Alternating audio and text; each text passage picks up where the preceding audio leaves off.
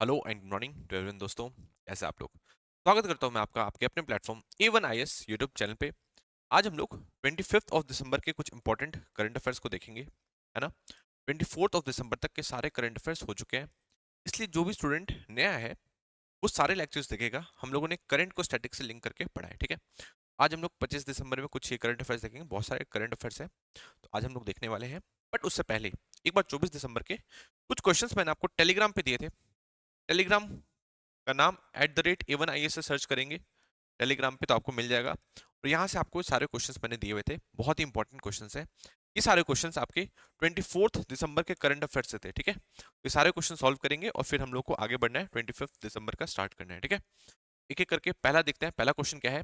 Doctor B R Ambedkar was associated with which of the following political parties during his life time, ठीक है। Doctor B R Ambedkar से question सीधा सीधा पूछा जा चुका है। इस बार 70th बीपीएससी प्रीलिम्स के क्वेश्चन में भी ऑप्शन में आपको डॉक्टर बी आर अम्बेडकर का नाम देखने को मिलेगा, है ना। डॉक्टर बी आर अम्बेडकर बहुत ज्यादा इंपॉर्टेंट पर्सनैलिटी है, और अभी कांग्रेस ने एक योजना भी, एक सप्ताह भी, अम्बेडकर सप्ताह भी बनाने का फैसला लिया था, है ना। उसी से बी आर अम्बेडकर की बात निकल के आई थी, और इससे रिलेटेड मैंने कुछ चीजें आपको बताई थी। मैंने बताया था कि किस किस ऑर्गेनाइजेशन से वो एसोसिएटेड है, तो इसका आंसर है करेक्ट। 1 भी करेक्ट आंसर इसका, 2 भी करेक्ट आंसर है, और 4 भी बिल्कुल करेक्ट आंसर है। 3 से करेक्ट, 3 से एसोसिएटेड नहीं रहे हैं, ये चीज आपको ध्यान रखनी है, ठीक है। तो इसमें एसोसिएटेड एसोसिएटेड पूछा था, तो फर्स्ट 2 एंड फोर्थ कर लेंगे, ठीक है। इसमें वो वाला ऑप्शन नहीं दिया होता, 1 2 एंड फोर्थ इसका करेक्ट आंसर है। और जिनको इसके बारे में पता होगा तो सीधा करेक्ट लगा के ही आएंगे, 1 2 एंड 4 बिल्कुल करेक्ट आंसर है। ये चीज आपको ध्यान रखनी है। नेक्स्ट क्वेश्चन की तरफ आगे बढ़ते हैं। नेक्स्ट है, the pashmina shawl recently in news is associated with which of the following tribes, ठीक है। पश्मीना शॉल के बारे में मैंने आपको बताया था, लगातार न्यूज में बना हुआ है। ये इसको जीआई टैग भी मिल रखा है, ये चीज मैं ऑलरेडी आपको बता चुका हूँ। और अभी हाल फिलहाल में ही प्राइम मिनिस्टर मोदी जी ने, जो हमारी क्वाड की समिट हुई थी, उसमें जिल बाइडन को ये गिफ्ट भी दिया था पश्मीना शॉल से रिलेटेड, है ना। जिसने भी करंट अफेयर्स नहीं देखे हैं, जाकर 24 दिसंबर के करंट अफेयर्स देखेगा, उसमें सारी चीज कंप्लीट करवा रखी है मैंने। क्वेश्चन पूछा है कि पश्मीना शॉल्स को कौन सी ट्राइब्स बनाती है, तो आपको ध्यान रखना है ये कौन सी ट्राइब्स एसोसिएटेड है पश्मीना शॉल से। इसका करेक्ट आंसर क्या है? चांगपा ट्राइब्स, ये आपको ध्यान रखना है, ठीक है। कैसे एसोसिएटेड है? चांगपा ट्राइब गोट पालती है ना। गोट्स कौन से होते हैं? चांगटांगी गोट्स को पालती है, ये आपको ध्यान रखना है। चांगटांगी गोट्स को पालती है, ये आपको ध्यान रखना है। इसी गोट को पश्मीना गोट भी कहते हैं, ये आपको ध्यान रखना है। इसी गोट को पश्मीना गोट भी कहते हैं, और इन्हीं के गोट, इसी गोट के वूल से, जिसे हम लोग सॉफ्ट गोल्ड कहते हैं, इनका जो वूल होता है वो काफी ज्यादा सॉफ्ट होता है और वार्म होता है। तो इसी के वूल से क्या निकलता है? इसी के वूल से हम लोग पश्मीना शॉल्स बनाते हैं, ये आपको ध्यान रखना है। काफी इंपॉर्टेंट ये बात मैंने आपको बताई है। कई बार क्वेश्चन इससे रिलेटेड पूछे जा चुके हैं यूपीएससी में भी, और अलग अलग पीसीएस एग्जामिनेशंस में भी, इसलिए आप जो भी एग्जाम की तैयारी कर रहे हैं आपको अच्छी तरीके से करनी होगी। समझ में आ चुका होगा चांगपा टाइप्स के बारे में। लोकेशन मैंने बताई थी, जो अपर हिमालयन वाला एरिया है, लद्दाख हो गया, तिब्बत वाला एरिया हो गया, ठीक है, वहां पे चांगपा ट्राइब्स पाई जाती है, आपको ध्यान रखना है। नेक्स्ट क्वेश्चन देखते हैं। नेक्स्ट है, united nation recently recognised which day as world meditation day, ठीक है। इससे रिलेटेड क्वेश्चन आ चुका है, काफी ऐतिहासिक दिन था, है ना। इस दिन वर्ल्ड मेडिटेशन डे को रिकॉग्नाइज किया गया, डिक्लेयर किया गया यूनाइटेड नेशन द्वारा। तो कौन सा दिन था? 21 दिसंबर, ये ऑलरेडी मैं आपको बता चुका हूँ, ठीक है। समझ में आ गया। अब यूनाइटेड नेशन ने 21 दिसंबर को हम लोग हर साल वर्ल्ड मेडिटेशन डे मनाएंगे, इस बार पहली बार मनाया था, ये आपको ध्यान रखना है। 21 दिसंबर, ऑब्वियसली इंडिया का बहुत बड़ा योगदान रहा है इसमें, ये चीज आप ध्यान रखेंगे। अब हम लोग नेक्स्ट क्वेश्चन की तरफ आगे बढ़ते हैं। नेक्स्ट है, UNESCO recently declared which district of India as a city of literature, ठीक है। इससे related same 70th BPSC prelims में क्वेश्चन आया हुआ था, है ना।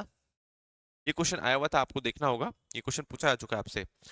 तो इसके बारे में आपको बताया था कैसे, जब हम लोग वायनाड डिस्ट्रिक्ट की बात कर रहे थे, क्योंकि वायनाड से इस बार कौन जीत के आई है? प्रियंका गांधी जीत के आई है ना। वायनाड बहुत ज्यादा इंपॉर्टेंट डिस्ट्रिक्ट है, आपको ध्यान रखना है, यहाँ से क्वेश्चन निकल के आएगा। वायनाड डिस्ट्रिक्ट से ही चिपका हुआ है, सटा हुआ है, उसके जस्ट वेस्ट साइड में एक आपको डिस्ट्रिक्ट मिलेगा, कोझिकोडे डिस्ट्रिक्ट। कोझिकोडे डिस्ट्रिक्ट, ये आपको ध्यान रखना है। इसी को हम लोग अब सिटी ऑफ लिटरेचर, ये इंडिया का सिटी ऑफ लिटरेचर है। इसको उपाधि किसने दी है? यूनेस्को ने इसको सिटी ऑफ लिटरेचर की, इंडिया की पहले सिटी ऑफ लिटरेचर की उपाधि दी है, आपको ध्यान रखना है, कोझिकोडे डिस्ट्रिक्ट को, है ना। बहुत सारे वायरसेस भी यहाँ पे पाए जाते हैं, निपा वायरस, ये सब, है ना। इससे रिलेटेड भी कई सारे केसेस आए थे, कोझिकोडे डिस्ट्रिक्ट, तो आपको ध्यान रखना है, हमेशा न्यूज में ही रहता है। और इसको सिटी ऑफ स्पाइसेस भी कहा जाता है, ये आपको ध्यान रखना है। इसे क्या कहा जाता है? सिटी ऑफ स्पाइसेस भी कहा जाता है, ये आपको ध्यान रखना है। किसको? कोझिकोडे डिस्ट्रिक्ट को, ये चीज आप ध्यान रखेंगे। समझ में आ रही चीज? इस टाइप के क्वेश्चन आपके एग्जामिनेशन में आने वाले हैं, बीपीएससी में आने वाले हैं, जो भी आप एग्जाम की तैयारी करें, इसी टाइप के क्वेश्चन आएंगे, आपको कवर करते हुए चलना है। नेक्स्ट देखते हैं। नेक्स्ट क्वेश्चन क्या है? रिसेंटली न्यूज पोक्रोवोस्क रीजन, अब आईआर से क्वेश्चन पूछ लिया गया आपसे, पोक्रोवोस्क रीजन कौन सी कंट्री से रिलेट करता है? तो इसका करेक्ट आंसर है रशिया, रशिया नहीं यूक्रेन, ये चीज आपको ध्यान रखनी है, ठीक है। पोक्रोवोस्क नाम सुन के आप कंफ्यूज हो जाएंगे, ऑप्शंस भी उसी टाइप के हैं, रशिया पूछ लिया, यूक्रेन पूछ लिया है ना, पोलैंड पूछ लिया, बेलारूस पूछ लिया, तो ये सारे कुछ नाम आपको एक जैसे ही मिलेंगे इनके सिटीज के, आपको ध्यान रखना है। पोक्रोवोस्क रीजन किससे बिलोंग करता है? यूक्रेन से बिलोंग करता है, ये आपको ध्यान रखना है, ठीक है। समझ में आ गया? इस तरीके से क्वेश्चन आपके एग्जामिनेशन में पूछे जाते हैं, आपको कवर करते हुए सारी चीजों को झेलना है। अब हम लोग आज की करंट अफेयर्स 25 दिसंबर के करंट अफेयर्स को देखेंगे, ठीक है। एक एक करके स्टार्ट करते हैं। पहला टॉपिक क्या है? पहला टॉपिक देखते हैं, if it is business if if it is business as usual Viksit Bharat by 2047 will not happen. किसने कहा है? रघुराम राजन ने कहा है, ठीक है। रघुराम राजन को आप जानते होंगे, काफी ज्यादा फेमस पर्सनैलिटी रहे हैं इंडिया के। कांग्रेस के टाइम पे जब यूपीए का एरा था, उस टाइम इनको काफी इंपॉर्टेंट पोस्ट दी गई थी। As a governor of RBI ये वर्क कर चुका है, ये आपको ध्यान रखना है, ठीक है। अब इन्होंने कहा कि जिस टाइप के हालात है ना अभी, जिस टाइप के हालात अभी चल रहे हैं, उस हिसाब से तो मेरे को लगता है कि 2047 तक विकसित भारत कभी भी बन नहीं पाएगा, ठीक है। आपको पता है कि हमारे प्राइम मिनिस्टर मोदी जी का एक सपना रहा है कि 2047 तक हम लोगों को डेवलप्ड नेशन बनना है ना। तो रघुराम राजन ने कहा कि ऐसा तो हो ही नहीं सकता जिस टाइप के अभी हालात चल रहे हैं। किसने कहा? रघुराम राजन ने। ये आपको ध्यान रखना है। ये हमारे 23rd गवर्नर रह चुके हैं, ये आपको ध्यान रखना है किसके? आरबीआई के, ये चीज आपको ध्यान रखनी है, ठीक है। तो चीजें क्लियर करते हुए चलना है। आरबीआई गवर्नर, ये सिर्फ एक बार आरबीआई के गवर्नर रह चुके हैं, ये आपको ध्यान रखना है।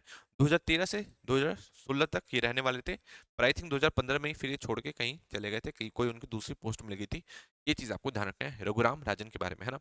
इनके बारे में आपने बचपन में बहुत बार सुना होगा, काफी फेमस रहे थे, है ना। अब देखते हैं, कुछ चीजें हम लोग देख लेंगे आरबीआई गवर्नर से रिलेटेड। आपसे इससे रिलेटेड कुछ क्वेश्चंस आ सकते हैं, ठीक है। कैसे आएंगे? एक तो हाल फिलहाल में ही आरबीआई के गवर्नर बने हैं, अभी हाल फिलहाल में ही आरबीआई के गवर्नर कौन बने हैं? तो आपको ध्यान रखना है संजय मल्होत्रा बने हैं, ये आपको ध्यान रखना है, ठीक है। तो यहाँ से क्वेश्चन आएगा, बहुत ज्यादा इंपॉर्टेंट पोस्ट है, ठीक है। तो जितने भी अपॉइंटमेंट से रिलेटेड क्वेश्चन होते हैं, और उसमें भी आरबीआई का गवर्नर एक बहुत ही मोस्ट इंपॉर्टेंट पोस्ट है, बहुत ज्यादा पावरफुल पोस्ट है, ठीक है। कौन बने इस बार? संजय मल्होत्रा बने, ये आपको ध्यान रखना है। और हो सकता है इनसे पूछ ले कि कौन से नंबर के हैं, कौन से नंबर के आरबीआई गवर्नर है, तो आपको ध्यान रखना है कि हमारे 26th आरबीआई गवर्नर है, ये चीज आपको ध्यान रखना है, ठीक है। तो समझ में आया? 26th आरबीआई गवर्नर कौन बने हैं? 26th आरबीआई गवर्नर बने संजय मल्होत्रा, ये आपको ध्यान रखना है, ठीक है। अभी कौन से आरबीआई गवर्नर ने रिटायरमेंट ली? तो क्वेश्चन आ सकता है, आपको ध्यान रखना है उनका नाम क्या है? शक्तिकांता दास, ये आपको ध्यान रखना है, बहुत ज्यादा इंपॉर्टेंट पर्सनैलिटी शक्तिकांता दास, ये आपको ध्यान रखना है, ठीक है। इन्होंने लगातार 6 साल तक सर्व किया एज आरबीआई गवर्नर। 2018 में इनका अपॉइंटमेंट हुआ था, है ना। फिर 19, 20, 21 3 साल ये काम करे, फिर इनको 3 साल का एक्सटेंशन भी मिला। मतलब टोटल 2 टर्म इन्होंने सर्व किया एज आरबीआई गवर्नर, आपको ध्यान रखना है शक्तिकांता दास। 25th गवर्नर थे ये। 24th गवर्नर कौन थे? 24th गवर्नर थे उर्जित पटेल, आपको ध्यान रखना है उर्जित पटेल। और 23rd गवर्नर कौन थे? 23rd गवर्नर थे रघुराम राजन, ये आप ध्यान रखेंगे, ठीक है। रघुराम राजन। आपसे क्रोनोलॉजी में क्वेश्चन पूछा जा चुका है, अभी आप यूपीपीसीएस का पेपर भी देखेंगे इस बार का है, उसमें देखेंगे काफी टफ क्वेश्चन था। और उसमें आपने देखा होगा कि उसमें आपके जितने भी स्कीम्स है उससे रिलेटेड क्रोनोलॉजी पूछ ली थी, है ना। तो क्रोनोलॉजी से रिलेटेड क्वेश्चन हमेशा से आते रहे हैं। आपके जो जजेस रहे हैं सुप्रीम कोर्ट के या हाई कोर्ट के, उससे उसके क्रोनोलॉजी से रिलेटेड भी क्वेश्चन आ जाते हैं। तो चीजों को कवर करते हुए आपको चलना पड़ेगा, ठीक है। चीजों को समझते हुए चलना पड़ेगा। आपको समझ में आ गया होगा रघुराम राजन के बारे में, कब से कब तक रहे हैं? 2013 से 16 तक रहे हैं, ये आपको ध्यान रखना है। 2013 से 16 तक का इनका कुछ टाइम पीरियड था, ये चीज आपको ध्यान रखेंगे, ठीक है। उर्जित पटेल भी समझ में आ गया होगा, उसके बाद शक्तिकांता दास, और उसके बाद संजय मल्होत्रा साहब, ये आपको ध्यान रखना है, ठीक है। अब क्या हुआ? आरबीआई का मेन काम क्या दिया हुआ था? मैंने आपको बताया था कि आरबीआई का मेन काम है अभी इन्फ्लेशन को मैनेज करना, ये चीज मैं ऑलरेडी आपको बता चुका हूँ, ठीक है। इन्फ्लेशन को मैनेज करती है कैसे? हम लोग रेपो रेट को चेक में रख के रेपो रेट को ऊपर नीचे करते रहते हैं ना, और उससे इन्फ्लेशन को मैनेज करते हैं। और ये काम कौन करता है? मॉनेटरी पॉलिसी कमेटी करती है, ये चीज ऑलरेडी मैं बता चुका था, ठीक है। इन्फ्लेशन को मैनेज करना है कितना? 4 + -2, मतलब 2% से 6% के बीच में इन्फ्लेशन रहना चाहिए। और मॉनेटरी पॉलिसी कमेटी होनी चाहिए कौन? रेपो रेट देखने के लिए।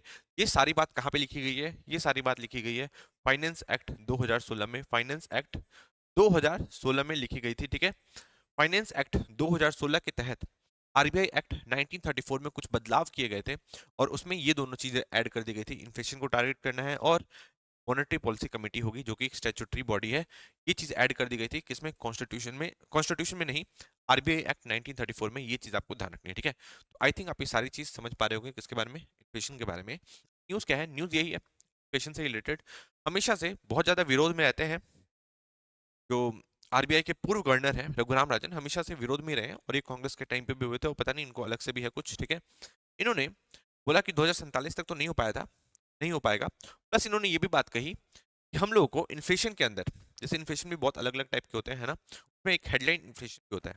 अब पहले एक बार हम लोग समझ लेते हैं इन्फ्लेशन क्या होता है। इन्फ्लेशन होता है आपकी जो महंगाई है, हर साल की जो आपकी महंगाई है। समझ लीजिए कि एक आपके पास बास्केट है, बास्केट में आप कुछ सामान रख लेते हैं इस टाइप से, ठीक है।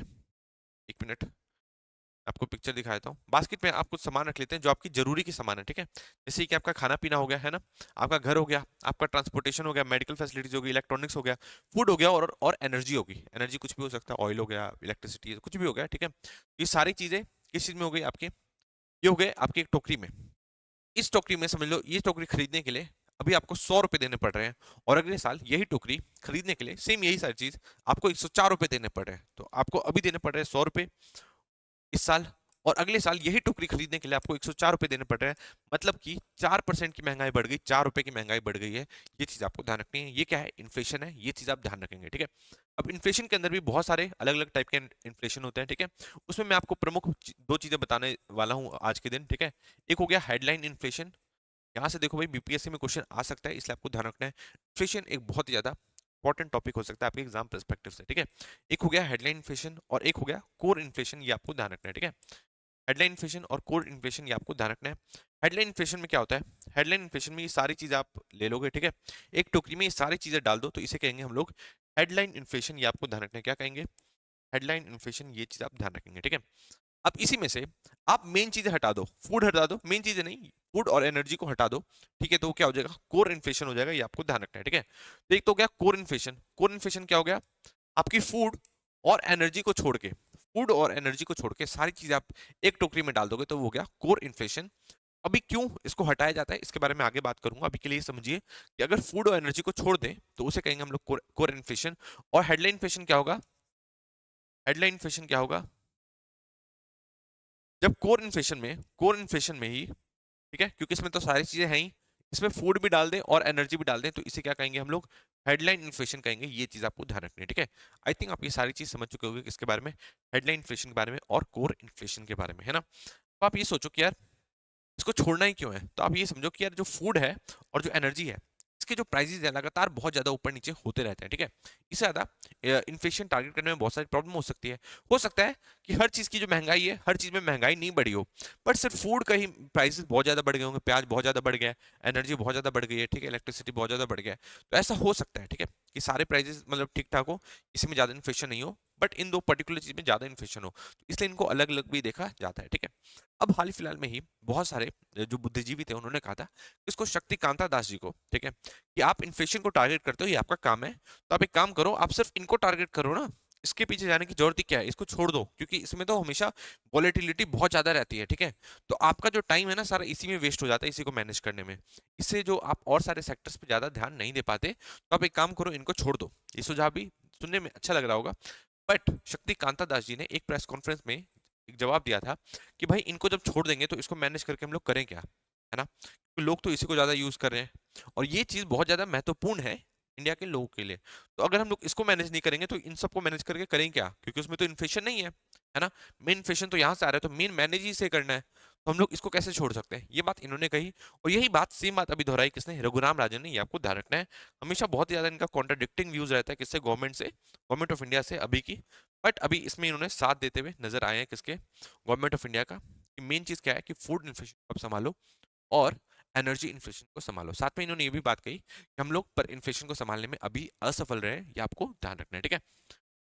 नेक्स्ट देखते हैं, समझ में आ गया रघुराम राजन के बारे में इन्होंने क्या बात कही। आपको यहाँ से दो चीजें सीखने को मिली हैं, क्या मेन चीजें, एक हेडलाइन इन्फ्लेशन क्या होता है ना, इससे रिलेटेड आप देख लो कितने किसी भी पीसीएस एग्जामिनेशन में देख लो, हर साल ये लगभग लगभग क्वेश्चन आता है हेडलाइन इन्फ्लेशन से, और एक होता है कोर इन्फ्लेशन से, ठीक है। आई थिंक यूपीपीसीएस के लास्ट ईयर के पेपर में भी आई थिंक हेडलाइन का पूछा गया है, तो आपको थोड़ा सा समझ के चलना होगा चीजों को, हेडलाइन और कोर इन्फ्लेशन के बारे में, है ना। यहाँ से आपके क्वेश्चन निकल के आ सकते हैं। पहला टॉपिक हम लोगों ने कंप्लीट कर लिया, अब हम लोग थोड़ा सा आगे बढ़ेंगे, नेक्स्ट टॉपिक की तरफ बढ़ेंगे, ठीक है। नेक्स्ट टॉपिक देखते हैं, ये तो हम लोगों ने कंप्लीट कर लिया है। नेक्स्ट क्या है, नेक्स्ट न्यूज आ रही है कि smartphone exports to top rupees 1.70 lakh crore price 31%, ठीक है। तो आपको पता होगा कि पहले हम लोग स्मार्टफोन्स बिल्कुल भी इंडिया में प्रोड्यूस बनाते नहीं थे, मैन्युफैक्चर नहीं करते थे, ठीक है। बट अब हम लोगों ने वहाँ पे इंडिया में खुद में मैन्युफैक्चरिंग करनी और असेंबली करनी स्टार्ट कर दी, ये आपको ध्यान रखना है। पहले चाइना टॉप पे था, अभी भी हम लोग टॉप पे नहीं है, अभी हम लोग थर्ड नंबर पे हैं, बट स्टिल हम लोग के जो एक्सपोर्ट्स हैं वो लगातार बढ़ते हुए नजर आ रहे हैं। और इस बार हम लोगों ने 1.70 लाख करोड़ का 1.70 लाख करोड़ का मार्क हम लोग अचीव कर सकते हैं, आपको ध्यान रखना है। और ये 31% ज्यादा है, ये आपको ध्यान रखना है, ठीक है, पिछली बार से। अभी देखने को मिला है कि सिर्फ अप्रैल से लेकर नवंबर तक में, अभी तक में 2024 की बात कर रहे हैं, हम लोग 1.1 लाख करोड़ का जो एक्सपोर्ट कर चुके हैं, क्या स्मार्टफोन, ये चीज आप ध्यान रखेंगे, ठीक है। जितने भी आपके स्मार्टफोन्स है ना, एंड्रॉइड जो भी है आपके पास, जो भी आपके पास फोन है, हम लोग एक्सपोर्ट करने लग गए हैं बना के दूसरे देशों में, जिससे हमारा काफी ज्यादा फायदा होता है। पहले आप देखते होंगे ज्यादातर चीजें मेड इन चाइना होती थी, बट अब आप देख रहे हैं मेड इन इंडिया चीजें भी दूसरे देश में जाती हैं, ये आप ध्यान रखेंगे। तो अप्रैल से नवंबर तक में हम लोगों ने सिर्फ इतने ही टाइम में 1.1 लाख करोड़ के आसपास हम लोगों ने जो स्मार्टफोन्स थे वो दूसरे देश में भेज दिए, आपको ध्यान रखना है, एक्सपोर्ट कर दिए, जो कि 45% ज्यादा है पिछली बार से, अप्रैल से नवंबर के बीच में ही, है ना। अप्रैल से नवंबर के बीच में अगर 2023 वाला जो हम लोग टाइम देखें और 2024 वाला जो टाइम देखें, उसमें काफी ज्यादा डिफरेंस आ चुका है, ये चीज आपको ध्यान रखनी है, ठीक है। तो पहले हम लोग कितना कर रहे थे, पहले हम लोग सिर्फ 76,000 करोड़ तक का कर पाए थे, और अब हम लोग 1.1 लाख करोड़ तक का लोगों ने एक्सपोर्ट कर दिया, ये आपको ध्यान रखना है। उससे पहले तो हालत हमारी और बुरी थी, पिछली बार हम लोगों ने बहुत अच्छा एक तरीके से टारगेट अचीव किया था, और अब हम लोगों ने उस टारगेट को भी क्रॉस कर दिया है, ये आपको ध्यान रखना है, ठीक है। तो 76,000 करोड़ हम लोगों ने कब किया, फाइनेंशियल ईयर 24 में। फाइनेंशियल ईयर 24 मतलब आपको पता है ना क्या होता है, फाइनेंशियल ईयर 24 मतलब 2023 से लेके 2024 की बात हो रही है, ठीक है। इसको कंफ्यूज मत कर लेना कि सर आप तो बोल रहे थे कि 2024 में 1 लाख करोड़ है। अभी जो फाइनेंशियल ईयर चल रहा है वो क्या है, फाइनेंशियल ईयर 25 चल रहा है, जो कि क्या है 2024 से लेके 2025, ये आपको ध्यान रखना है, ठीक है। तो अप्रैल 2024 से स्टार्ट हो गया और मार्च के आखिरी 2025 तक चलेगा, ये आपको ध्यान रखना, फाइनेंशियल ईयर 25। तो फाइनेंशियल ईयर 25 में हम लोगों ने अप्रैल से नवंबर तक में 1.1 लाख करोड़ का जो स्मार्टफोन्स है वो बेच दिया है, ये आपको ध्यान रखना है, ठीक है। जितने भी स्मार्टफोन्स है उसमें से 70% जो हम लोगों ने बेचा है, ठीक है, वो जो भेजा है दूसरी कंट्रीज में, एक्सपोर्ट किया है, वो आईफोन किया है, ये आपको ध्यान रखना है, ठीक है।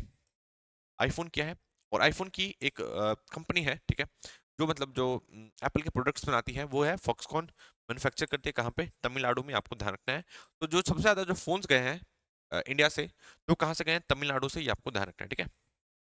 समझ में आया। अगर आपसे पूछेगा कि स्मार्टफोन्स सबसे ज्यादा कौन से स्टेट से निकल के हम लोग एक्सपोर्ट कर रहे हैं, कौन से स्टेट से सबसे ज्यादा स्मार्टफोन्स को एक्सपोर्ट किया जाता है, तो आपको ध्यान रखना है तमिलनाडु से किया जाता है, ये चीज आप ध्यान रखेंगे, ठीक है। हो सकता है ऑप्शन में गुजरात हो, है ना, कंफ्यूजन हो सकती है, कर्नाटका भी हो सकता है, यूपी भी दे सकता है, तो आपको ध्यान रखना है सबसे ज्यादा हम लोग तमिलनाडु से करते हैं, ये चीज आप ध्यान रखेंगे, है ना। ये चीज आपको ध्यान रखनी है, तमिलनाडु से हम लोग सबसे ज्यादा एक्सपोर्ट कर रहे हैं। और कौन से फोन सबसे ज्यादा कर रहे हैं, आईफोन सबसे ज्यादा कर रहे हैं, आपको ध्यान रखना है, ठीक है। तो ये चीज आपको थोड़ी सी कवर करते हुए चलनी है। तमिलनाडु में भी एक पर्टिकुलर डिस्ट्रिक्ट है जिसे सबसे ज्यादा हम लोग एक्सपोर्ट करते हैं, कांचीपुरम नाम का, ठीक है। तो कांचीपुरम अब आप ध्यान रखेंगे कहाँ पे है, तमिलनाडु में है, और यहाँ से हम लोग सबसे ज्यादा क्या कर रहे हैं, सबसे ज्यादा एक्सपोर्ट कर रहे हैं किस चीज का, फोन्स का, स्मार्टफोन्स का, ये आपको ध्यान रखना है, ठीक है। तो कांचीपुरम याद रहेगा। यूपी से भी करते हैं, यूपी में गौतम बुद्ध नगर में, गौतम बुद्ध नगर जानते हैं, फेमस है, तो गौतम बुद्ध नगर में भी मैन्युफैक्चरिंग प्लांट है, ये आप ध्यान रखेंगे, वहां से भी स्मार्टफोन्स निकलते हैं, ये चीज आप ध्यान रखेंगे। कर्नाटका भी कुछ के भी कुछ डिस्ट्रिक्ट हैं, जैसे कि कोलार डिस्ट्रिक्ट हो गया, वहां पे आपको मिल जाएगा, ठीक है। तो ये सारी चीज आपको समझते हुए चलना है। कांचीपुरम की लोकेशन समझ में आ गई, इंडिया में इधर तमिलनाडु है, तमिलनाडु में इधर आपको नॉर्थ साइड में दिखेगा कांचीपुरम, ये चीज आपको ध्यान रखनी है, ठीक है। तो ये चीज आप समझ चुके होंगे। अभी कुछ दिन पहले की न्यूज है कि हम लोगों ने, ये जो मैं आपको न्यूज बता रहा था, वो मैं आपको बता रहा था कि मार्च से लेके, अप्रैल से लेके नवंबर तक का आपको पूरा मैंने ब्यौरा दे दिया था, ठीक है। अप्रैल से लेके नवंबर तक हम लोगों ने पूरा ब्यौरा मैंने आपको दे दिया कि 1.1 लाख करोड़ की हम लोगों ने बिक्री कर दी, है ना। बट सिर्फ नवंबर की बात करें तो सिर्फ नवंबर में ही अकेले 20,000 करोड़ का हम लोगों ने मार्क क्रॉस कर दिया है, ये आपको ध्यान रखना है, ठीक है। तो अकेले सिर्फ नवंबर में ही हम लोग 20,000 करोड़ रुपए का फोन है वो दूसरे देश में एक्सपोर्ट कर चुके थे, ये आपको ध्यान रखना है। और ये 92% राइस चल रहा है, ठीक है, मतलब करीब 92%, पिछली बार से 92% ज्यादा हम लोगों ने किया है। पिछली बार सिर्फ एक महीने में 10,000 करोड़ किया था, और इस बार एक महीने में हम लोगों ने 20,000 करोड़ से ज्यादा रुपए का जो फोन है एक्सपोर्ट कर दिया है, ये आपको ध्यान रखना है, ठीक है। इसी तरीके से जो इंडिया है वो अब थर्ड पोजीशन पे आ चुका है, ये आपको ध्यान रखना है। 2019 में कौन सा पोजीशन पे था, 24th पोजीशन पे था, ये आपको ध्यान रखना है, ठीक है। तो 24वें पोजीशन से सीधा अब हम लोग तीसरे पोजीशन पे पहुंच चुके हैं, ये आप ध्यान रखेंगे, ठीक है। आई थिंक आप ये सारी चीजों को समझ पा रहे होंगे। अब हम लोग नेक्स्ट टॉपिक पे जाएंगे। नेक्स्ट है Kremlin's brutal war crime, shocking execution and torture of Ukrainian prisoners of war by Russian forces. ठीक है, तो रशिया की जो फोर्सेज है उन पे आरोप लग रहा है कि जो यूक्रेन के प्रिजनर ऑफ वॉर थे उन्होंने उनको पकड़ा और फिर उनको मार दिया। ठीक है, तो आप सोच रहे होंगे कि सोल्जर्स को मारना एक दूसरे की एनिमी कंट्री की, तो ये तो कॉमन बात होगी। तो आपको ध्यान रखना है कि नहीं, अगर वो मर जाता है बैटलफील्ड में तो बात अलग हो जाती है, बट अगर वो गलती से पकड़ा गया है ना, तो वो प्रिजनर ऑफ वॉर कहलाएगा। ये आपको ध्यान रखना है। ठीक है, अब अगर आपने उसको पकड़ लिया तो उसके बाद आप उसको मार नहीं सकते, ये इनह्यूमेन माना जाता है। ठीक है, पहले ये कॉमन था मारना। ठीक है, बट 1946 में एक संधि होती है, 1946 में एक संधि होती है जिसे हम लोग जेनेवा कन्वेंशन कहते हैं, फॉर प्रिजनर ऑफ वॉर कहते हैं, 1946 में, है ना। इस बार 12 अगस्त को ही, 12 अगस्त को ही, 12 अगस्त अभी इस बार जो गया है 12 अगस्त को ही इसके 75 ईयर भी कंप्लीट हो गए, क्योंकि 1946 में साइन हुई थी और अभी 2024 चल रहा है, तो 75 साल इसके कंप्लीट हो जा रहे हैं। ठीक है, तो इस बार क्वेश्चन में आ भी सकता है और प्रिजनर ऑफ वॉर से रिलेटेड चीजें न्यूज भी है। ठीक है, तो चीजों को थोड़ा लिंक करके चलो तो आप समझ में आ रही होगी आपको। तो अभी इसके 75 ईयर भी कंप्लीट हो गए। तो इस ट्रीटी में, ये ट्रीटी कौन सी थी? Geneva convention for prisoner of war. ठीक है, कि अगर किसी को पकड़ लिया जाता है, कोई प्रिजनर ऑफ वॉर होता है, तो उसके साथ किस टाइप का ट्रीटमेंट किया जाएगा। ठीक है, तो उसको खाने पीने की सारी फैसिलिटी होगी, उसको रहने की भी फैसिलिटीज होगी। ठीक है, उसके साथ आप वो नहीं कर सकते, ब्रुटैलिटी नहीं कर सकते हो, खाने पीने के लिए दोगे, उससे आप ज्यादा दुर्व्यवहार नहीं कर सकते हो, ये आपको ध्यान रखना है। ठीक है, क्योंकि यार कोई भी आर्मी पर्सनल हो, वो अपने देश की रक्षा करने के लिए बैटलफील्ड में कूदता है, उसका कोई पर्सनल रीजन तो है नहीं कि वो अपनी अपनी उसका कुछ स्वार्थ पूरा हो रहा है। ठीक है, उसको जितनी सैलरी मिलनी थी उतनी मिलेगी, सब कुछ उतना ही मिलेगा, बट वो अपने देश की रक्षा करने के लिए आगे बढ़ जाता है। ठीक है, अगर उसमें वो पकड़ा जाएगा तो उसके उसके साथ कम से कम आप गलत ट्रीटमेंट नहीं करोगे। ये जेनेवा कन्वेंशन के तहत है, ये आपको ध्यान रखना है। इस कन्वेंशन के तहत 4 ट्रीटी साइन हुई थी। ठीक है, इसमें करीब 400 के आसपास आर्टिकल्स थे, ये आपको ध्यान रखना है। 400 के आसपास इसमें आर्टिकल्स लिखे थे, ये आपको ध्यान रखना है। ठीक है, मैं आपको ओवरऑल थोड़ा सा बता देता हूँ। 1 2 3 4 में मैं आपको चारों ट्रीटीज के बारे में बता देता हूँ कन्वेंशन के बारे में। और जेनेवा कन्वेंशन में तो बात की गई थी कि जो भी वुंडेड और सिक सोल्जर्स होंगे, जो भी बैटलफील्ड में होंगे, उनको मेडिकल फैसिलिटीज प्रोवाइड की जाएगी। ठीक है, जो भी उनको फैसिलिटीज होंगी, खाने पीने का जो भी चीज होगा, वो उनको प्रोवाइड किया जाएगा। सेकंड कन्वेंशन में क्या हुआ था, वही wounded wounded sick and shipwrecked military personnel को अगर वो सी में पकड़ा जाता है, तो मतलब कोई नवल नवल ऑफिसर हुआ, ठीक है, या कोई नवल फोर्सेज में हुआ, अगर वो पकड़ा जाता है तो उसको भी सारी फैसिलिटीज दी जाएंगी, ये आपको ध्यान रखना है। थर्ड कन्वेंशन में क्या बात करी गई कि जो प्रिजनर ऑफ वॉर होगा उसका ट्रीटमेंट कैसे होगा। ट्रीटमेंट मतलब उसको कैसे ट्रीट किया जाएगा, तो उसको आप टॉर्चर नहीं कर सकते हो, क्रूअल ट्रीटमेंट नहीं कर सकते हो, ना ही आप उसको ह्यूमिलेट करोगे, ये आपको ध्यान रखना है। मतलब उसको सारी बेसिक राइट जो है, जैसे कि फूड हो गया, मेडिकल केयर हो गया, कम्युनिकेशन विद फैमिलीज, अगर उस अपने फैमिली से कुछ बात करना चाहते हो, कभी कुछ बोलना चाहते हो, कम से कम वो बोल पाए, ये सारी चीजें इस ट्रीटी में लिखी गई है। और फोर्थ जेनेवा कन्वेंशन में क्या किया गया कि जो सिविलियंस है ड्यूरिंग वॉर टाइम, आप सिविलियंस को अटैक नहीं करोगे। ठीक है, क्योंकि जो लड़ाई होती है वो दो फोर्सेस के बीच में होता है, ऐसा नहीं कि आप वहां के सिविलियंस को ही मारने लग जाओ। अगर आपको समझ लो बॉम्ब गिराना भी है तो आप सीधा ये नहीं कराची के एकदम बीच में गिरा दिया जहाँ पे सिविलियन पॉपुलेशन है, जो कि क्या था यूएसए ने जापान के साथ। ठीक है, जो न्यूक्लियर बॉम्ब गिरा दिया था वो गलत था, तो उस तरीके से आपको नहीं करना। आपको क्या करना है, अगर आपकी आर्मी फोर्सेस के बीच में लड़ाई है तो फोर्स टू फोर्स ही होना चाहिए। ठीक है, मतलब इंडिया की अगर पाकिस्तान की लड़ाई हुई तो इंडिया सिर्फ पाकिस्तान आर्मी को टारगेट करेगी, जो कि करते भी है। ऐसा नहीं कि कि आप पाकिस्तान की जो लोकल पॉपुलेशन है आप उसको टारगेट करने लग जाओ, ये चीज आपको ध्यान रखना है। ठीक है, इसी कन्वेंशन के तहत ये भी है कि बाय चांस आप सामने वाले की जमीन कब्जा लेते हो, समझ लो हम लोगों ने पीओके को कब्जा लिया, तो आप वहां के लोगों को ऐसा नहीं कि फिर गलत ट्रीटमेंट वहां के लोगों के साथ करने लग जाओगे, ये भी आप नहीं कर सकते। ये भी फोर्थ जिनेवा कन्वेंशन में कही गई है बात, ये चीज आपको ध्यान रखनी है। ठीक है, तो समझ में आया Geneva convention of prisoner of war कब साइन हुआ था? 1946 में साइन हुआ था, और इस बार 12 अगस्त को। अभी इसके 75 ईयर कंप्लीट हो चुके हैं, तो क्वेश्चन में आ सकता है। इसी तरीके से क्वेश्चन लिंक करके निकलते हैं, आपको चीजों को समझकर चलना होगा। समझ में आया? नेक्स्ट देखते हैं, नेक्स्ट देखते हैं। नेक्स्ट एडिशनल प्रोटोकॉल, कुछ 3 प्रोटोकॉल और साइन किए गए। दो तो 1977 में साइन हुए थे और एक हुआ था 2005 में भी, हाल फिलहाल में ही।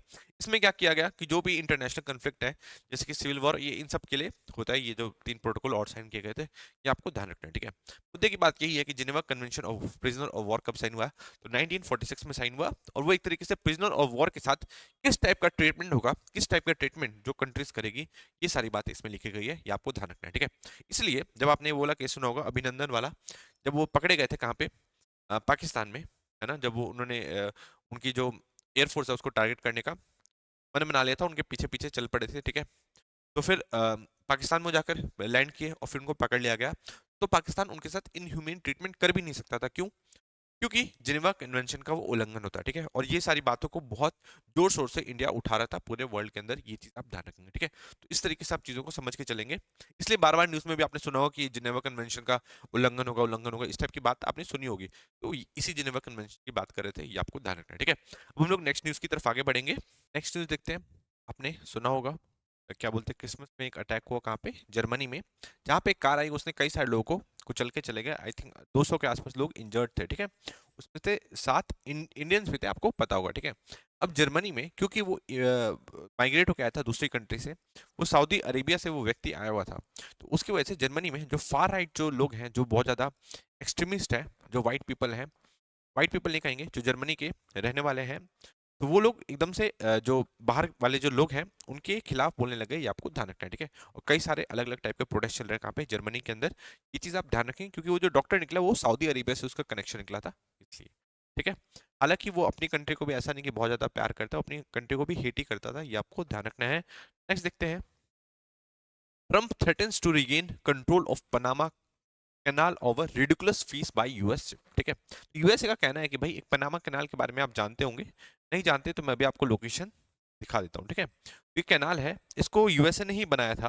ये कहाँ पे आप इसकी लोकेशन देखेंगे, इस साइड आप देखें, यूएसए के साउथ में आप देखेंगे, तो ये कैनाल बनाया था इंडिया, ये यूएसए ने ही। क्यों? क्योंकि जो पहले ट्रेड रूट था, समझ लीजिए ये यूएसए है, तो इसके दो छोरों पे जाने के लिए इसको सोचो कितना टाइम लगता था, ठीक है। अगर वो इस टाइप से जाएगा शिप लेके, तो उसको अराउंड 13,100 नॉटिकल माइल्स कवर करने होते थे। तो इन्होंने क्या किया कि बीच में एक कंट्री को, छोटी सी कंट्री को ही काट के बीच में कैनाल बना दिया, ये आपको ध्यान रखना है, ठीक है। तो एक कंट्री को ही काट के बना दिया गया था, इसे हम लोग कहते हैं पनामा कैनाल, ये आपको ध्यान रखना है।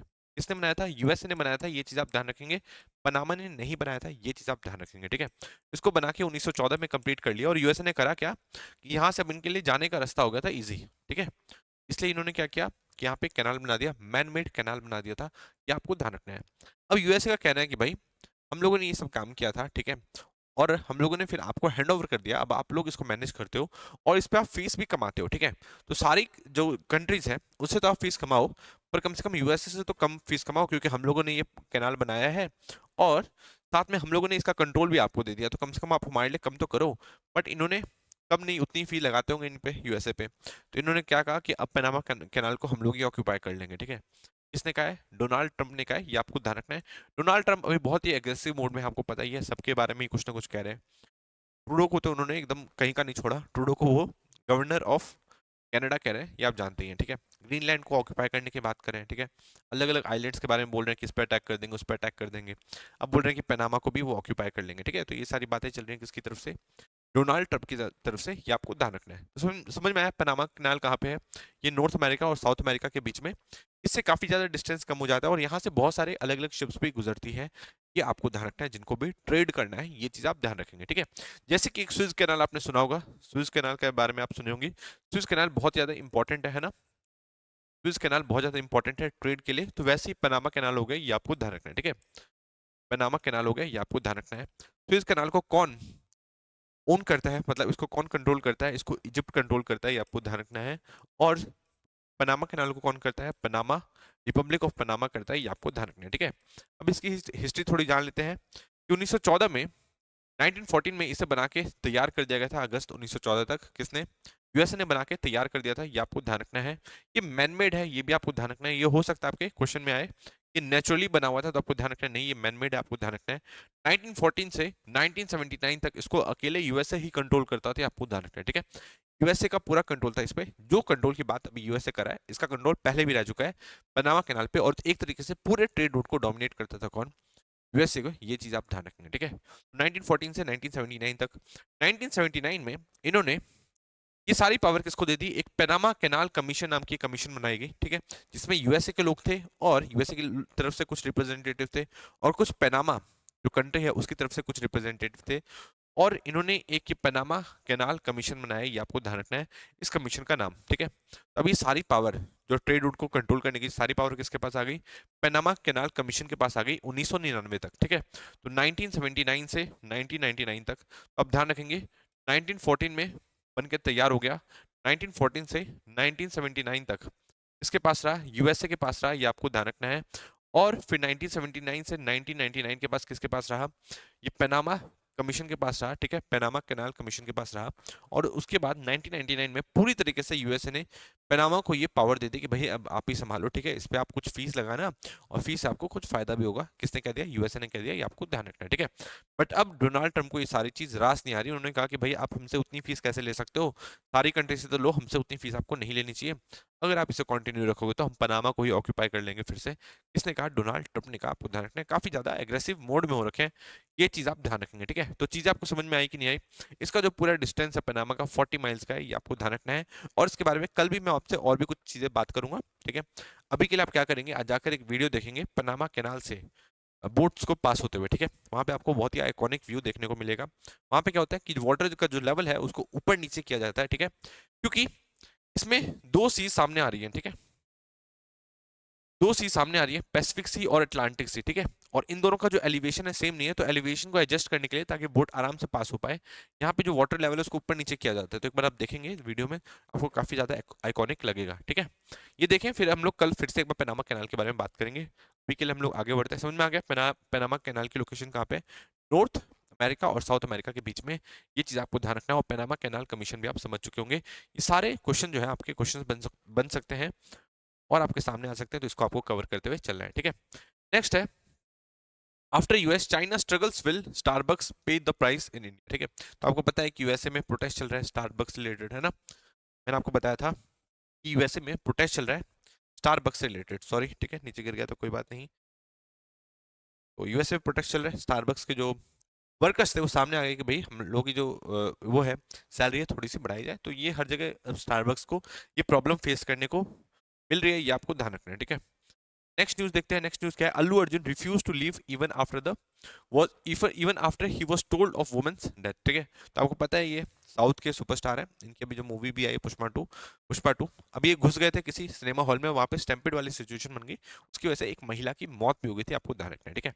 इन पे कई सारे लोगों ने आरोप लगाया कि इनको बता दिया गया था कि भाई महिला की मौत हो चुकी है, फिर भी इन्होंने सिनेमा हॉल नहीं छोड़ा था, ये आपको ध्यान रखना है। कुछ लोग कह रहे हैं कि जो इनको टारगेट करने वाले हैं वो किसी पॉलिटिकल पार्टी से बिलोंग करते हैं, ठीक है, इनको फंसाने की भी ज्यादा कोशिश करी जा रही है। इनको तो इसके बारे में कुछ पता ही नहीं था, अगले दिन पता चला कि ऐसा भी कुछ हुआ, एक महिला की मौत हो गई, ये आपको ध्यान रखना है, ठीक है। अब इनके घर पे भी तोड़फोड़ की गई थी और अभी इनको सेफ नहीं बताया जा रहा कहाँ पे, तेलंगाना के अंदर, ये चीज आप ध्यान रखेंगे।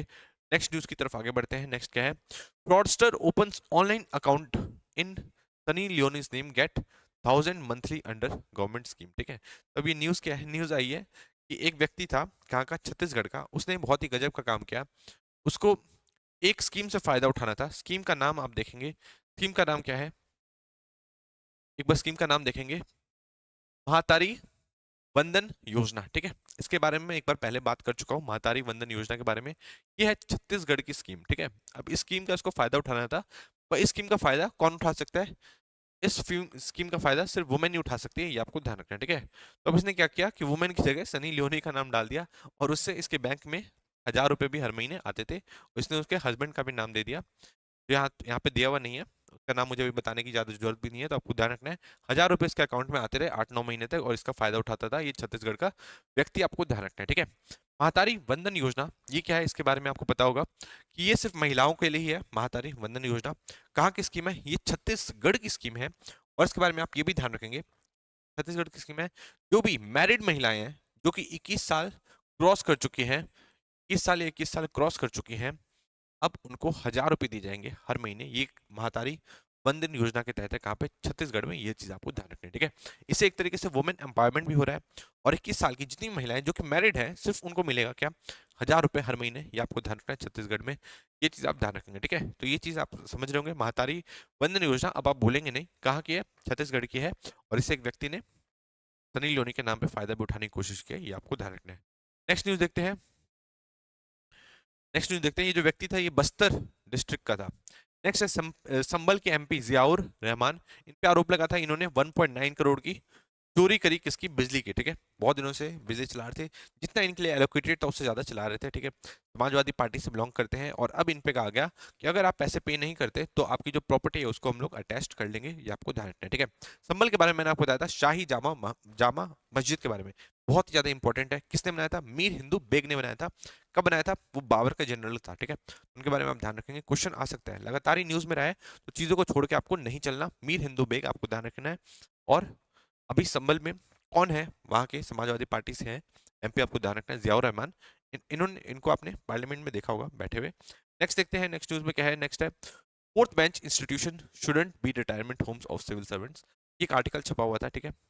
ये जस्टिस नरसिम्हा ने कहा है कि ये जो जजेस हैं, जो सिविल सर्वेंट्स हैं, ऐसा नहीं कि रिटायरमेंट के बाद उनको कुछ पोस्ट दे दिया जाए, ठीक है, ऐसा नहीं होना चाहिए। ये सब बात करी गई है इस आर्टिकल में। इसके बारे में हम लोग कभी और भी देखेंगे।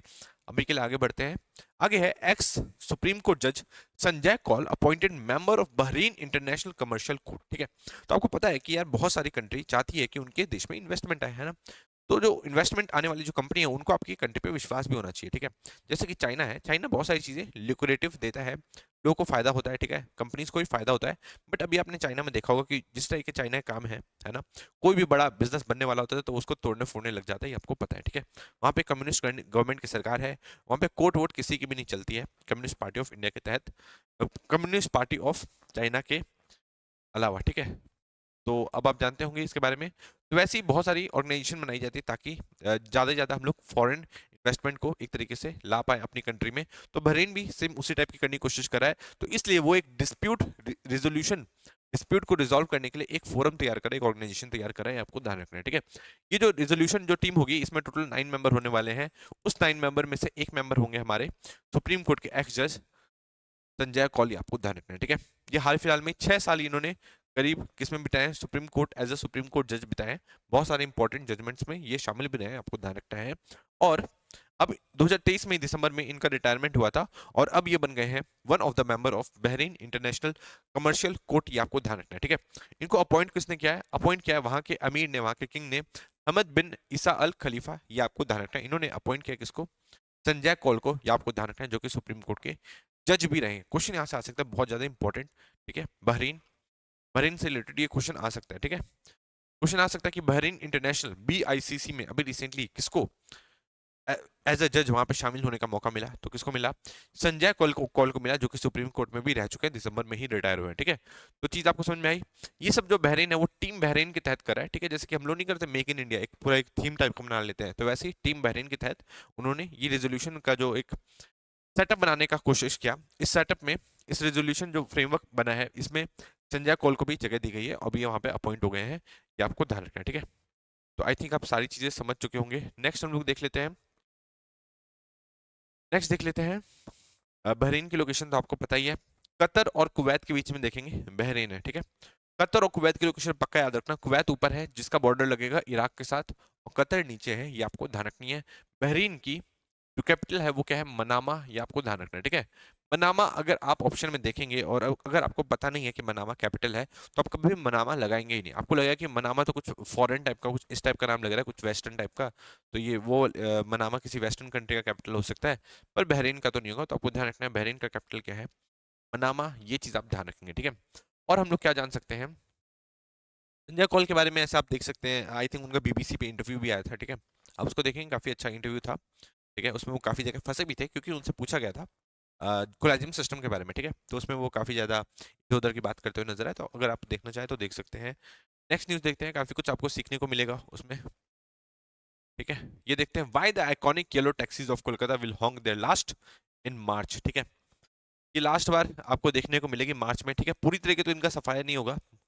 कहाँ से? कोलकाता से। कोलकाता आप गए होंगे तो आपने देखा होगा, इस टाइप की येलो टैक्सी चलती है एम्बेसडर कार वहाँ पे, ठीक है। क्योंकि मैं भी कोलकाता में रहा हूँ, तो अब ये मेरे लिए तो काफी आइकॉनिक था। मेरे को पहले नहीं पता था कि इस टाइप की येलो टैक्सी चलती थी कहाँ पे, कोलकाता में।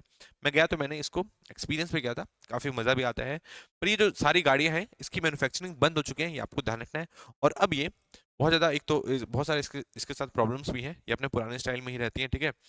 इनकी मैन्युफैक्चरिंग बंद हो गई, तो मार्च, इस बार मार्च 2025 तक 80% से ज्यादा जो कार्स हैं वो सारी वाइप आउट हो जाएंगी। कहाँ से? कोलकाता से, ये आपको ध्यान रखना है, ठीक है। बहुत ही कम कार्स देखने को मिलेगी ये कहाँ पे? कोलकाता में, आपको ध्यान ध्यान रखना है। वो भी उसमें, वो भी कुछ दिनों के अंदर आपको सारी की सारी कार्स खत्म दिखेंगी। कहाँ से? कोलकाता से। इस टाइप की आप येलो कार का कभी भी एक्सपीरियंस नहीं कर पाएंगे, ये चीज आप ध्यान रखेंगे, ठीक है। तो समझ में आया?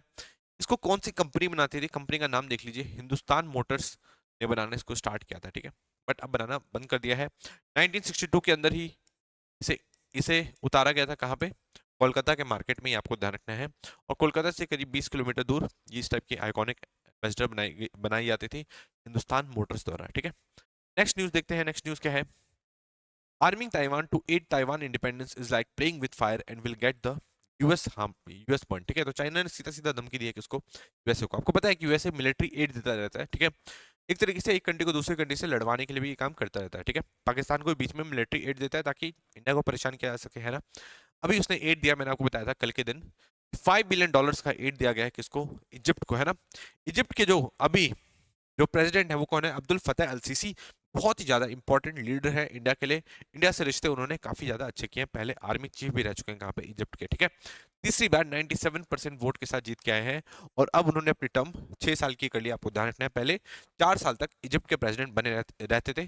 2014 में जीते, 2018 तक बने, 2018 में फिर जीत गए, फिर उसके बाद 2019 में अमेंडमेंट कर दिया, फिर 2018 से लेके, पहले 4 साल का टर्म होता था तो 4 साल को 6 साल कर दिया। तो जो 2022 में चुनाव होने थे वो 2000 तक जाके 24 में हुए, और अब वो फिर से 97% वोट के साथ बन गए हैं। ये आपको ध्यान रखना है, 2030 तक प्रेसिडेंट रहेंगे इजिप्ट के, ये आपको ध्यान रखना है, ठीक है। तो समझ में आ गया। तो उन्होंने इजिप्ट को, यूएसए ने क्या दिया, यूएसए ने मिलिट्री एड दिया। तो इस बार इन्होंने, यूएसए ने ताइवान को भी आपको दिया है, कुछ $1 million में दिया है, ठीक है। तो चाइना वही धमकी दे रहा है कि आप इस टाइप के अगर आप एड दोगे ताइवान को तो ये एक तरीके से आग से खेलने ऐसा होगा, ठीक है। हम लोग बोलते हैं ना किसी को धमकाना हो तो आग से खेलना, ठीक है, आग से मत खेलो, तो वही बता रहा है कि हम आ गए, आप खेलो मत हमसे, ठीक है। नेक्स्ट है, Finland PM says Russia permanent threat to you, ठीक है। ये फिनलैंड के पीएम है, का नाम आप एक बार देख लेंगे, इनका नाम है पैट्री ओरपो, ठीक है। तो इन्होंने कहा कि ये जो रशिया है ना भाई, ये रशिया परमानेंट थ्रेट है ईयू के लिए, ठीक है। यू के यू मतलब यूरोपियन यूनियन, इसकी सिक्योरिटी के लिए हमेशा के लिए थ्रेट है कौन, रशिया, ठीक है। और इससे हमें लड़ने के लिए एक परमानेंट सोल्यूशन निकालना पड़ेगा। ये किसने कहा, फिनलैंड के प्राइम मिनिस्टर ने कहा, ये आपको ध्यान रखना है, ठीक है। फिनलैंड ने अभी हाल फिलहाल में ही फिनलैंड ने अभी हाल फिलहाल में ही नाटो को ज्वाइन किया, आपको ध्यान रखना है। और ये 31st मेंबर था नाटो को ज्वाइन करने वाला, ये आप ध्यान रखेंगे। 32nd मेंबर कौन था, 32nd मेंबर था स्वीडन, ये चीज आप ध्यान रखेंगे, ठीक है। चीजों को थोड़ा सा लिंक करते हुए चलना होगा। फिनलैंड क्या है, नाटो का मेंबर है। इसका साइड में आपको नॉर्वे भी दिखेगा, नॉर्वे पहले से ही फाउंडिंग मेंबर रहा है किसका, नाटो का, ये चीज आप ध्यान रखेंगे, ठीक है। तो चीजें आप समझ पा रहे हो कि नहीं पा रहे हो, इस तरीके से आपको कवर करते चलना है। ये कौन है, ये है जॉर्जिया मेलोनी, ठीक है, इटली से बिलोंग करती है। और इनकी पार्टी कौन सी है, ब्रदर्स ऑफ इटली, ये आप ध्यान रखेंगे, ठीक है। नेक्स्ट न्यूज की तरफ हम लोग आगे बढ़ रहे हैं। नेक्स्ट न्यूज क्या है, नेक्स्ट है why green deposits are struggling to take root in India, ठीक है। तो किसी के सामने में ग्रीन लगे तो आप समझ जाना कि ये कुछ एनवायरमेंट से रिलेटेड कुछ बात कर रहा है। तो आपको ध्यान रखना है कि ग्रीन डिपॉजिट्स के बारे में कुछ न्यूज में आ रखा है कि भाई ग्रीन डिपॉजिट नाम का कॉन्सेप्ट स्टार्ट किया गया था आज से 20 महीने पहले आरबीआई द्वारा इंडिया में, पर ये ढंग से चल नहीं पा रहा है इंडिया के अंदर। ये रिपोर्ट में निकली है ये बात, ये आप ध्यान रखेंगे, ठीक है। अभी ग्रीन डिपॉजिट्स क्या होते हैं इसके बारे में समझो। देखो बहुत सारे अमीर लोग हैं या बहुत सारे लोग हैं, कुछ ना कुछ अच्छा काम करना चाहते हैं, ठीक है। पर वो चाहते हैं कि उससे थोड़े बहुत पैसे ही बन जाए, कुछ भी हो जाए, मतलब थोड़ा बहुत अच्छा भी काम करना चाहते हैं, ठीक है। तो उनके लिए एक तरीका निकाला गया कि अगर आपको अच्छा काम करना है तो क्यों ना आप एनवायरमेंट के लिए आप अच्छा काम करो, ठीक है। एनवायरमेंट के लिए अच्छा काम करो। तो हम अलग अलग जाके इंफ्रास्ट्रक्चर बनाएंगे, ठीक है। जैसे कि एनवायरमेंट से रिलेटेड जो भी इंफ्रास्ट्रक्चर हो सकता है, जैसे सोलर पैनल बना रही है, ठीक है। सोलर पैनल बनाने वाली जो कंपनीज है उनको सपोर्ट कर दिया, ठीक है। तो बड़ी बड़ी कंपनीज को आप सपोर्ट कर सकते हो अपने पैसों से, ठीक है। तो आपको डिपॉजिट करना होगा, तो जैसे हम लोग फिक्स डिपॉजिट करते हैं किसी भी बैंक में, तो उस पर हम लोगों को कुछ परसेंट इंटरेस्ट रेट मिलता है, ठीक है। तो ग्रीन डिपॉजिट में भी आप यही करोगे, आप अपने पैसे इन्वेस्ट करो, ठीक है, कुछ पर्टिकुलर टाइम पीरियड के लिए, और आपको उससे इंटरेस्ट रेट भी मिलेगा ग्रीन डिपॉजिट में, जैसे कि आपको फिक्स डिपॉजिट में मिलता है, ठीक है। बट आपको जो फिक्स डिपॉजिट से में मिलता है वो थोड़ा ज्यादा मिलता है, ग्रीन डिपॉजिट में थोड़ा कम मिलेगा, ये आपको ध्यान रखना है, ठीक है। तो ग्रीन डिपॉजिट में थोड़ा कम मिलता है, फिक्स डिपॉजिट में थोड़ा ज्यादा मिलता है, ये आपको ध्यान रखना है, ठीक है। पर ग्रीन डिपॉजिट का फायदा ये है क्योंकि आप कुछ अच्छा भी तो काम कर रहे हो ना, या आप अच्छे काम करने के लिए पैसे इन्वेस्ट कर रहे हो, ठीक है। मेन फायदा ये नहीं है कि आप पैसे कमाओ इससे या कुछ इंटरेस्ट कमाओ, मेन फायदा ये है कि आपने कुछ अच्छा काम किया, ये चीज आपको ध्यान रखना है। ग्रीन डिपॉजिट करते हैं लोग कौन, जनरली जो अमीर लोग हैं, क्योंकि उनको पैसे की ज्यादा जरूरत है नहीं। वो क्या करते हैं, उनके पास जो एक्स्ट्रा पड़े हुए हैं तो उनको ग्रीन डिपॉजिट में डाल दिया, तो उससे थोड़े बहुत पैसे भी आते रहेंगे और एक अच्छा काम भी हो जाएगा, ये आपको ध्यान रखना है। तो यही है ग्रीन डिपॉजिट, अगर क्वेश्चन आ जाए, है ना। क्योंकि ग्रीन बॉन्ड भी लॉन्च करने की बात चलती रहती है, ग्रीन बॉन्ड लॉन्च भी किया गया है ना। कौन सी म्यूनिसिपैलिटी ने पहली बार लॉन्च किया, ये आपको ध्यान रखना है इंडिया में, ये आप मुझे नीचे कमेंट सेक्शन में बताएंगे। यूपीएससी का क्वेश्चन आपसे बन सकता है, ठीक है। तो ग्रीन बॉन्ड, ग्रीन डिपॉजिट, ये सब लगातार ही न्यूज में रहते हैं, यूपीएससी से परस्पेक्टिव से बहुत ज्यादा इंपॉर्टेंट है। यूपीएससी में ऑलरेडी एक बार क्वेश्चन पूछा जा चुका है, ठीक है, ग्रीन बॉन्ड से रिलेटेड। तो आप इसको थोड़ा सा कवर करते चलो कि ग्रीन ग्रीन डिपॉजिट क्या होता है, ठीक है। आ सकता है आपके बीपीएससी में, तो आप उसको कवर करते हुए चलेंगे। नेक्स्ट न्यूज देखते हैं, नेक्स्ट न्यूज क्या है। इस न्यूज को थोड़ा सा हम लोग अभी स्किप करेंगे, ठीक है, ज्यादा भी इंपॉर्टेंट नहीं है। फिर अगेन ये डार्क मैटर से रिलेटेड एक न्यूज आ रखी है, ठीक है, कि डार्क मैटर का पर्टिकुलर वेट कितना होता है, ठीक है। मैंने आपको क्या बताया था, मैंने आपको बताया था कि मून कितने साल पुराना है, ये चीज मैंने आपको कल की क्लास में बताई होगी। आज न्यूज लेके आया हूँ साइंस से रिलेटेड कि डार्क मैटर का पार्टिकल्स का वेट कितना होता है, ठीक है। तो इसका जो वेट है उसमें हमें ज्यादा घुसने की जरूरत नहीं है। डार्क मैटर क्या होता है ये आपको ध्यान रखना है। डार्क मैटर क्या है? डार्क मैटर है जो आपको अंधेरा टाइप का दिखता है, जो कुछ भी नहीं है, आपको लगता है स्काई में कुछ भी नहीं है, बट वहां पे भी कुछ है, ठीक है। देखने को लगे कि वहां पे कुछ भी नहीं है, बट वहां पे भी कुछ है। आपको लगता है कि वहां पे कुछ भी नहीं है, क्योंकि ना ही वो कुछ लाइट एमिट करता है, ना ही वो एब्जॉर्ब करता है, ना ही लाइट को रिफ्लेक्ट करता है, ठीक है। तो हम लोगों को लगता है कि वो अंधेरा है, बट नहीं, वो चीजों को कंट्रोल कर रहा है, ठीक है। जो हमारी धरती है, जो आसपास जो प्लैनेट्स हैं, और भी जो सारी चीजें हैं, उन सबको बांध के रखा हुआ है, ठीक है। पूरे स्पेस का 27% एरिया में क्या है, डार्क मैटर है, ये आपको ध्यान रखना है। कुछ इस टाइप का डार्क मैटर है, ये आपको ध्यान रखना है, ठीक है। इसने सारी चीजों को कंट्रोल करके रखा हुआ है। जैसे कि आप मान लो कि जो आपके आसपास हवा है, ठीक है, आपको देखने को तो नहीं लग रहा कि हवा है आसपास, ठीक है, बट वो एग्जिस्ट कर रही है ना। ऐसा तो नहीं कि आपको नहीं दिख रहा तो नहीं कर रही है वो एग्जिस्ट। तो वैसे ही डार्क मैटर होता है, ये आपको ध्यान रखना है, ठीक है। इसके पास ग्रेविटी है। Dark matter pulls on stars and galaxies affecting how they move, ये आपको ध्यान रखना है। और 27% पूरी यूनिवर्स का क्या है, डार्क मैटर है, ये आपको ध्यान रखना है, ठीक है। तो आई थिंक हम डार्क मैटर से रिलेटेड क्वेश्चन समझ चुके होंगे। NDA will fight Bihar election under Nitish says states deputy CM, ठीक है। तो स्टेट के डिप्टी सीएम सबराज चौधरी, ठीक है, इन्होंने क्या कहा, इन्होंने कहा कि हम लोग नीतीश कुमार के अंडर ही चुनाव लड़ने वाले हैं। किसका? अगला नेक्स्ट इलेक्शन, ये आपको ध्यान रखना है, ठीक है। बिहार के इलेक्शंस बहुत ही निकट है, आपको पता ही है। तो सम्राट चौधरी बोल रहे हैं कि भाई नीतीश कुमार के अंडर ही करेंगे। शायद इन्होंने इसलिए बोला होगा ताकि नीतीश कुमार कहीं पलट ना जाए, ठीक है, क्योंकि पलट भी सकते हैं। तो हो सकता है इससे पहले ही इन्होंने अपने उनको बोल दिया कि भाई हम लोग आपके अंडर में ही लड़ेंगे, आप कुछ करने की जरूरत नहीं है आपको, ठीक है। समझ में आ रही चीज, क्योंकि इन्होंने ये बात पहले ही बोली थी, अब इनको फिर से रिपीट करना पड़ा, तो मुझे लगता है कुछ बात होगी पक्का, ठीक है। नेक्स्ट न्यूज देखते हैं। Arrest of terror suspects in West Bengal triggers political bickering, ठीक है। तो कुछ जो टेररिस्ट है वो पकड़े गए हैं, किससे? वेस्ट बंगाल से, आपको ध्यान रखना है। उसमें जो क्रिमिनल जो टीएमसी है वहां पे, टीएमसी जो वेस्ट बंगाल में ममता बनर्जी की पार्टी, उन्होंने आरोप लगाया बीजेपी के ऊपर कि भाई आप लोग कंट्रोल नहीं कर सकते, बीएसएफ वाले कंट्रोल क्या कर रहे हैं, ठीक है, कैसे ये लोग आ गए, ठीक है।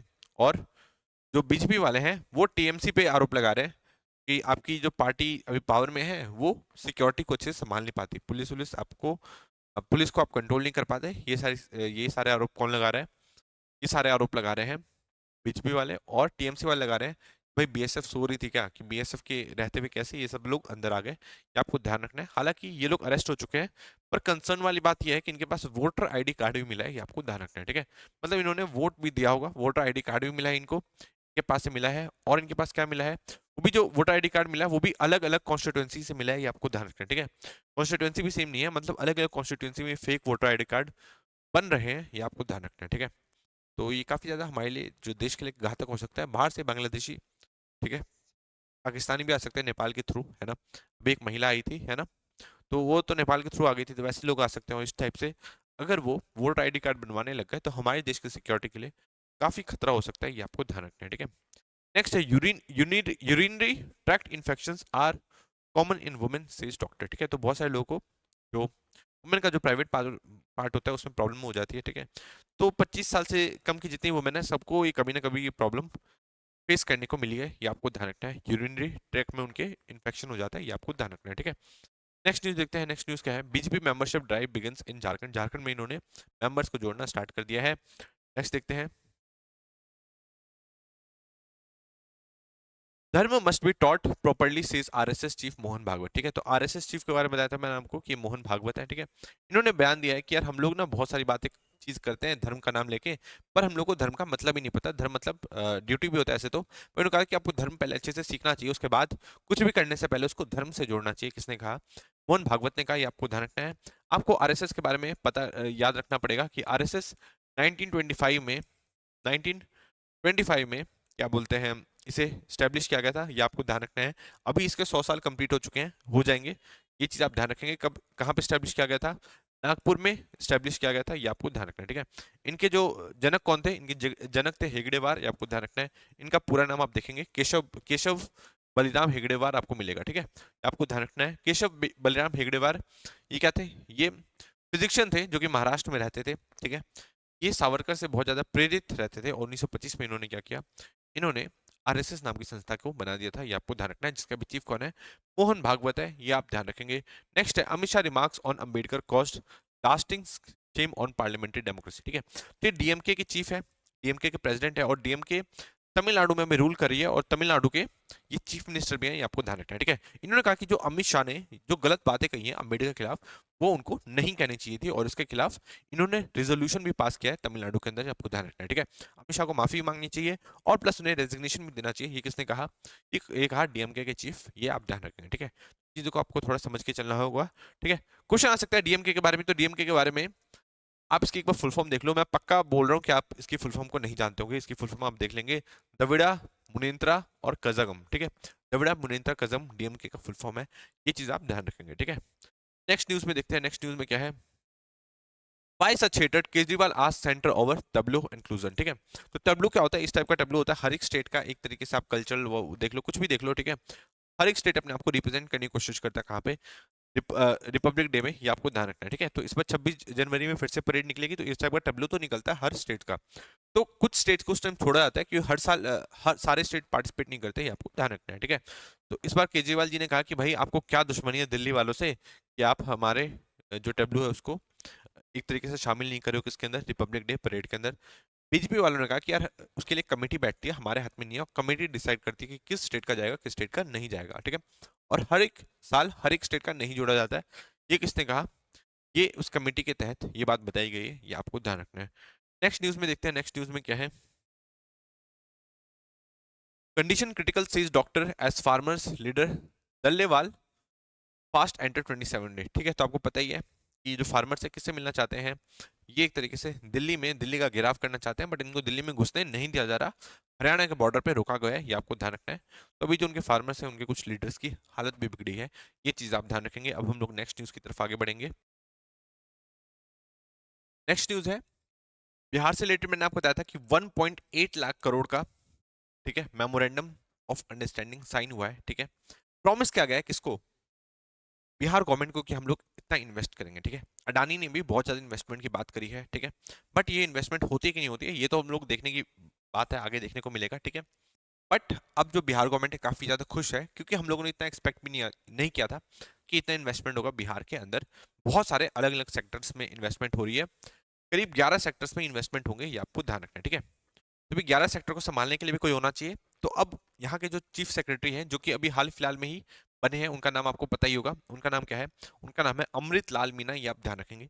अमृत लाल मीना ने कहा, ये आप ध्यान रखेंगे, ये कौन है, ये हाल फिलहाल में 2024 में ही चीफ सेक्रेटरी बने बिहार के। इन्होंने कहा कि हम लोग नोडल ऑफिसर्स को अपॉइंट करेंगे, जो कि ये जितने भी सेक्टर्स हैं उन सारे सेक्टर्स को देखेंगे, ठीक है। ये चीज आप ध्यान रखेंगे।